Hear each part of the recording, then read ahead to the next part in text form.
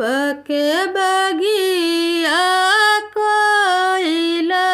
भले सुगबा अकेले बोलै है उड़ी उड़ी सुगबा मड़ुआ चढ़ी पापा से दहेज मांगई है उड़ी उड़ी सुगबा मड़ुआ चढ़ी पापा से दहेज मांगई है पापा जे उठलन दहेज लेने सलामी लेने सखी सब उठलन खोइछा दुविधान लेने अबे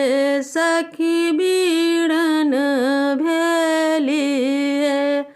सखी सब उठलन खोइछा दुविधान लेने अबे सखी बीड़न भेली है भैया के बगिया कोइली बोले सुगबा अकेले बोलै है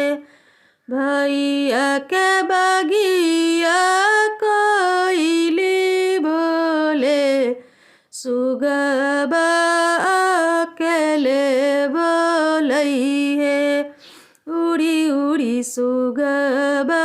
मड़ुआ चढ़ी भैया से दहेज मांगई है भैया जे उठलन दहेज लेने भाभी सलामी लेने भैया जे उठलन दहेज लेने भाभी सलामी लेने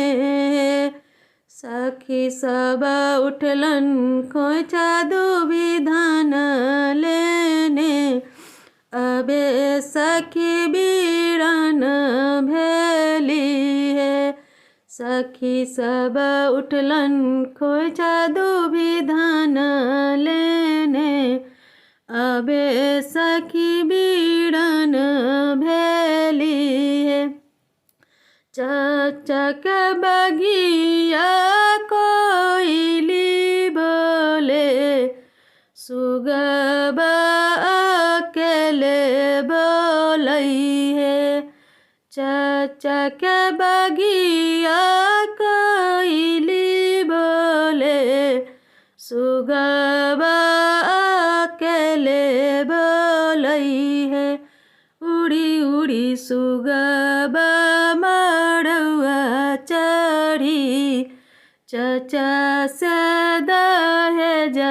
मांगई है उड़ी उड़ी सुगबा